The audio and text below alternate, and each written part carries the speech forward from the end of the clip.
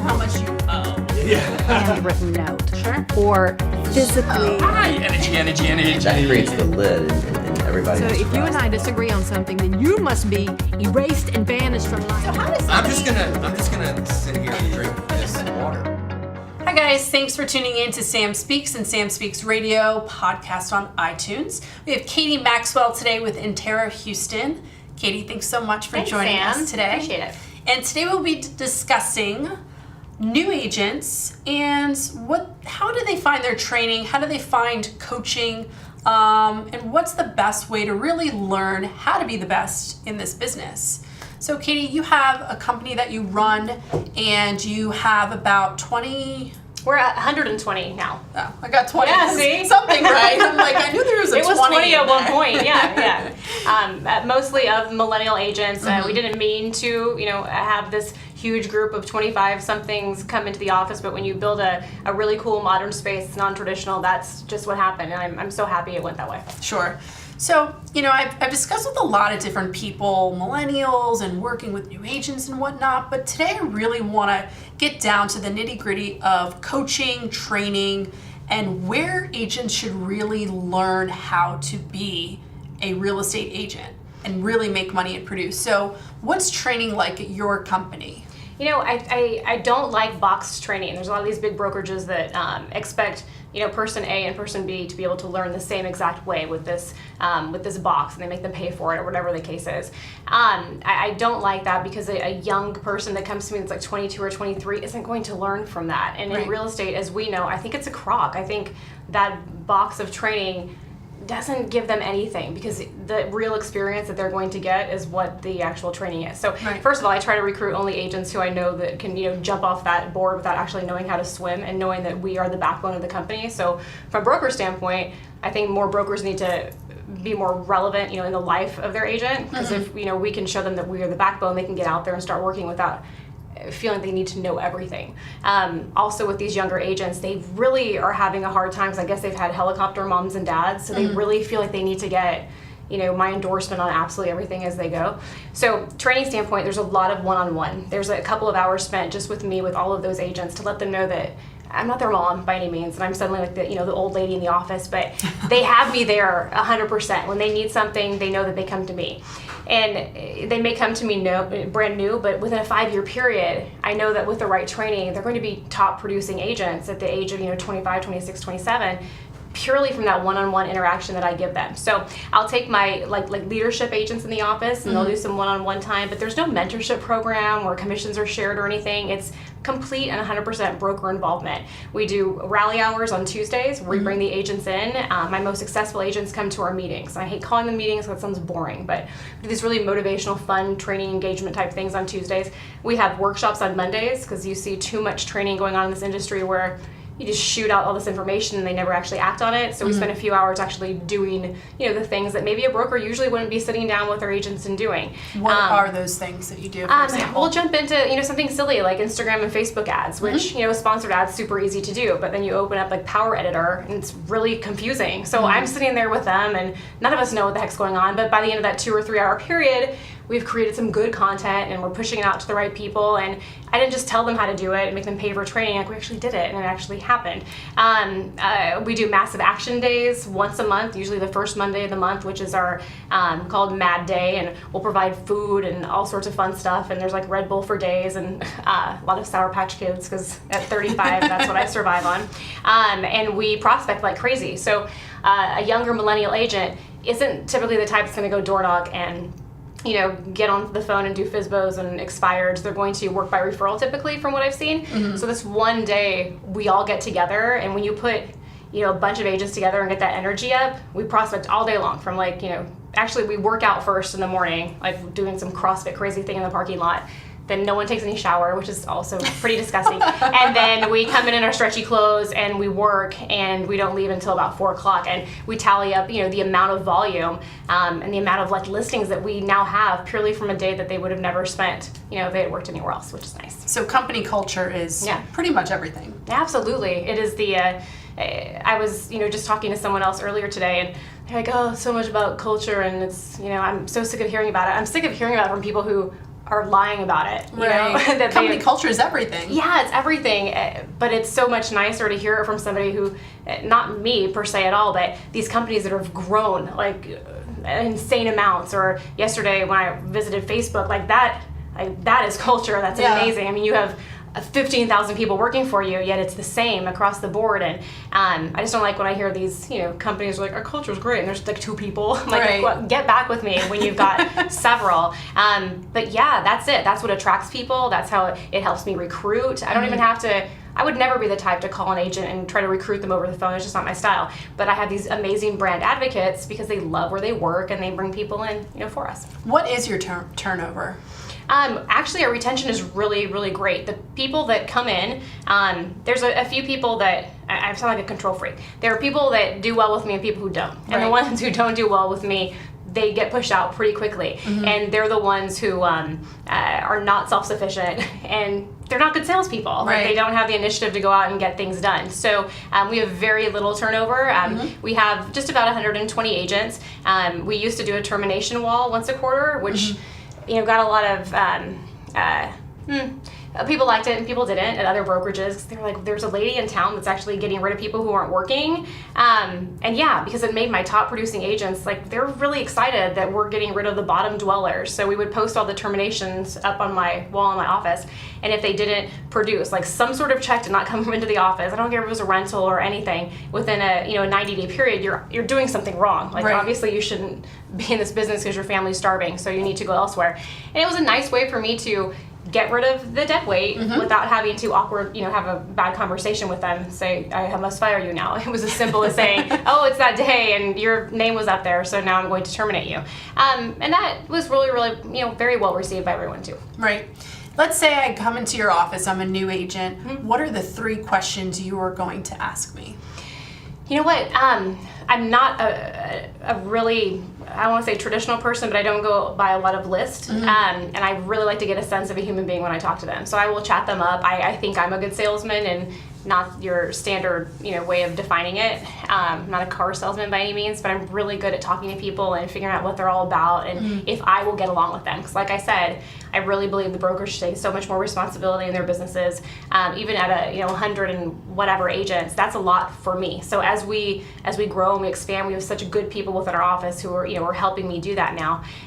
So it's not a list of questions. It's really, I sound like a hippie. I want to get a feeling for them, like, what's their aura like? Yeah. And if I feel like they're a good fit, then I'm happy. I do ask them, how much money do you want to make by the end of the year? And if they give me some abnormally low number, I know they're not meant to be with me. I would love them to give me some big, hairy, audacious, stupid number that I know they won't make, honestly. But the fact that they have that hunger and that hustle in them, I know I can get them, close to there at least the first year. But if they're like 20 grand, which is possible in Texas, the houses aren't that great and expensive. But I want to see a hunger. I want to see somebody who, if I say, what's your goal? Like, what are you, material wise? Like, what are you needing to do with this? Like, I want to support my family. I want to take my family here. I want to hear that more than I want to buy a new bag or a pair of shoes. That's the kind of person that I'm looking for. You want true motivation. Yeah. Cool.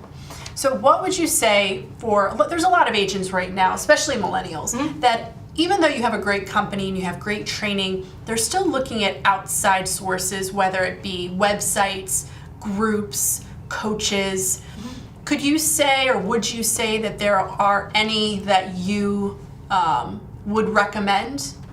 Even if it was outside your company, let's say it's someone in North Carolina. Where would you refer them and recommend for them to go and to learn? Yeah, it's very interesting because you have your top 3 as of right now. And in my office, that would be, the Ferries, the father and son, and then Buffini. And I think there's 3 different types of agents, and at least in my world. I call them my silver spoon agent, which is the agent who was just born into it. I mean, they know people, they don't have to do much work, the referrals are just pushed to them, and, living the, life of luxury. Then we have my hustlers, which are the door knockers and the expired callers and all that. And then the others that work by referral. So automatically the hustlers and the working by referral will be segmented into 2, the Buffinis and the Ferries. And I respect, those companies very much. I think it's a very traditional mindset. I think that Brian Buffini teaches honestly, I think brokers, we all know what to teach. Right. I think that those coaches play in to every agent's want. So, for the magic pill to success. And then $1,000 a month later, when they're suing them because they've canceled their contract with them, which happens. Of course. Which I understand, they signed a contract. It just doesn't work out. So out of those 120 agents I have 3 right now that are paying for professional coaching. Out of those 3, I will say they're some of my most successful agents. I think that they get to a point where a broker cannot, when you grow past probably 50 agents or more, you can't offer the type of accountability that I guess a coach can. I think there's something to be said when you're paying someone $1,000 a month purely for accountability, because that's what it is. I mean, I've listened to the conversation. Sure. It's like, this is what you should do this week. It's like therapy. Yeah, go do it, and then I'll check back with me next week, Yeah. and I'll swipe your credit card first, and then we'll see how it went. And I get it. And I'm not disrespecting it whatsoever, because it really works for them. Yeah. They are finding massive success, and if they weren't paying, they wouldn't be doing it. Right. So there's something to be said. I mean, because there's value in it and they're putting money into it, they're acting on it. However, as a brokerage, we do provide the same thing, and I think all brokers should. Just a little bit of accountability from a broker perspective. Like, text your agents in the morning and say, "What are you going to do today to make sure that you have money coming in 60 days? Like, give me something. I'm going to check back in with you today at 5 o'clock." It takes me a very small amount of time to do that, and I just saved Agent X $1,000 a month from my tiny little silly text message. Now my retention levels have gone up because I'm one of their friends now. I'm their family, and I'm helping them find success. So I don't think coaching is needed, from that old-fashioned traditional standpoint. I think coaching is needed on so many other things that we as brokers can't provide because we're putting out fires. Right. Coaching is needed on how can you become more social? How can you do all these things beyond just watching a video of someone doing it? Right. Not necessarily, hey, this is real life. You need to put 20 open house signs out. And the agent's like, "Are you kidding me? I'm not going to do that, Katie." I'm like, "Well, you're paying, so you better go do it." And knock on 800 doors today. And that's what they're being told. And I think that they're just they're not even listening anymore. Right. Yeah. From a brokerage standpoint, so you are awesome at public speaking. You speak at a number of conferences. Do you think that, as an agent or a broker, that's something important that they should also look into? And how has that grown your business? Speaking? Right. You know what? It's funny, and people ask me that. And there have been times over the life of my career where I think, why am I here right now? Like, I'm running a business in Houston, and my agents are alone because I feel like everyone's mom, and my phone's not working, and they're trying to get a hold of me. But I really look at it from a couple of different perspectives. I'm not somebody who's looking for the fame of it or whatsoever in our industry that we're in. I'm looking at it as I'm given the opportunity to speak to people like you and to the others. I mean, I had 38 people over the course of these 4 days to talk to, the best in the industry, and I got to interview all of them on a recorded phone call, which has given me just so much content to deliver to my agents back in Houston, which how on earth would I ever be given the opportunity to speak to the CEOs of these companies and these top producing agents that are doing $300 million per year by themselves if I wasn't involved with these certain organizations? And because of that, I mean, that's what drives me, that I can take it home to my agents. It will help me recruit, it will help my retention. There's just so much benefit in it. So I'm just very happy to have been given the opportunity. How do you go about recruiting? What is that process? When we first opened, we didn't acquire any other company to open. It was just me by myself and our owner. And it was like, how are we going to build this place up? And it was complete 100% social media. So I went from being a mother of a 5-year-old who was fairly private to, all right, well, I look the part, and we need to start promoting like crazy. And I got rid of, some people just have that thing where I can't post a lot of public things on Facebook. And good luck building your business, because there is absolutely no other possible way to have gotten where we have gotten, or for me to be here talking to you, if it wasn't for social media. None of us would know anyone. So that really just skyrocketed. Doing events within our office, just silly. I mean, when you're attracting those millennial agents and you do a prom for them, during the same time actual prom is for high schoolers, they really get excited, I found out. So we do proms, and we do poker nights. I found out you can do a poker night as long as the house doesn't make any money. So keep that in mind. It's legal, I hope. We do, I mean, you name it. We do a evening of enlightenment where I bring in, and I'm telling you this because it's all for recruiting. Yeah. I don't like calling anybody, and the people come to us when we're offering educational fun things for them. So our evening of enlightenment is when we have our agents come, and agents from other offices as well, bring their spouses in so we can actually explain to the spouses what it is that we really do, how it's not as easy as it may seem, and how not to jump on their ass when a deal busts because they were already expecting that money to come in, because they have no idea how stressful it's been for my agent at the office who's been trying to put it back together just to get yelled at by the wife or husband when they get home. So we have it's a nice night, and we have some dinner and drinks, and we found a place that serves ice cream that has alcohol in it, which is also really great.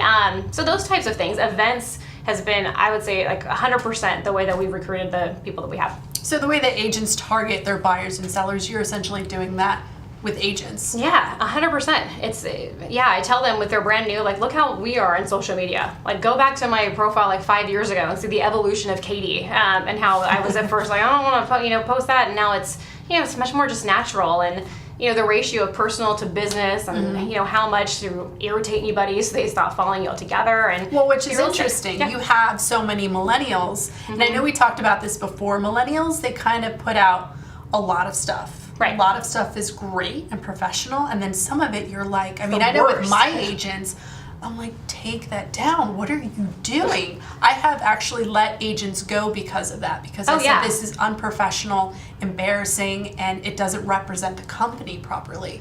So do you go through that? And my favorite example of this is, and it's good for any broker who's dealing with a younger agent, we weren't at the point where we are now, but I'm about to do it again. I'm gonna have to have my assistant do it because I don't have time. But I went through everyone's Facebook profile when we were about 20, and I pulled I must have had nothing to do at this point in my life. But anyway, I stalked them all, and I pulled their most awful, heinous photo. And then at our rally hour during our meeting, it was just basically a slideshow of how embarrassing they all were. So I was like, hey guys, I've been telling you, like, your social media presence is very important, and what people see is their first impression of you. And it was just like slide after slide of embarrassing, awful, that was from college, Katie. And I'm like, college was a year ago for you. Like, that is not that long ago. Just really embarrassing things to call them out. So they heard other people like looking at them like, my God. And so that was a good way, and that stopped it. But now, 4 years later, it's kind of, ramped up again.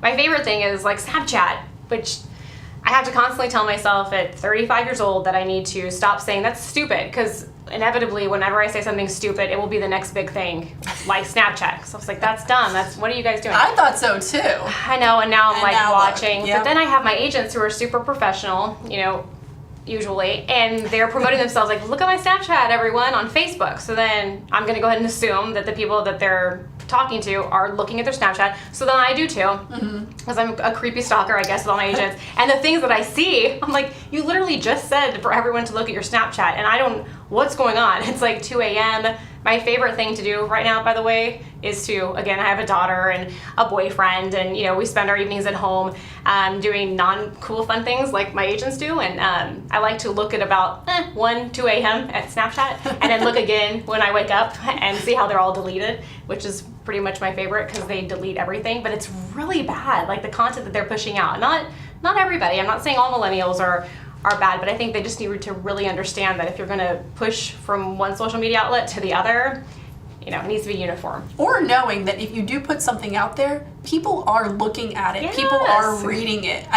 For whatever reason, I think there's a disconnect sometimes. People are like, oh, I'm just going to put it out there. It's funny. It's not a big deal. It can be a big deal if you're trying to get a certain type of client, or any client for that matter. And I have that a lot with my some of the women that work in our organization, and they're beautiful young women. And I think a women as a whole, that 20 to 30 range, and even older, they need to remember that there is we need to bring the reputation back to what we do for a living. And if you were going and you were showing properties and you were wearing whatever bandage dress you're going to wear out to that night, with like shorter, heels or something, so you think it's respectable. It's not, because that husband and wife, although they're nice to you right then, they get in the car and they drive off, and the wife just slaps the husband in the face. And says, we're never going to work with her ever again. So I think a lot of real estate agents, I don't care what year it is, they try to, I feel like I'm beautiful, I'm going to do so well in this business, especially our younger ones, and they are beautiful, but they need to understand that it's 2016, and you need to respect the relationship you have with your client and respect you know what I'm talking about. Yes, It amen can get to real that. awful. God. Ugh. Katie, thank you so much for joining us Absolutely. today. You've been awesome. Yeah. And make sure to connect with Katie. What are all of your social handles and connections? Yeah, it's Katie Maxwell or at Katie M Max, Katie M like Marie Max, Instagram and Snapchat too. I do some crazy things. Thanks so much for tuning in to this week's Sam Speaks and Sam Speaks Radio on iTunes. Make sure to check us out each and every week for new tips, trends, and technology and interviews. Thanks so much.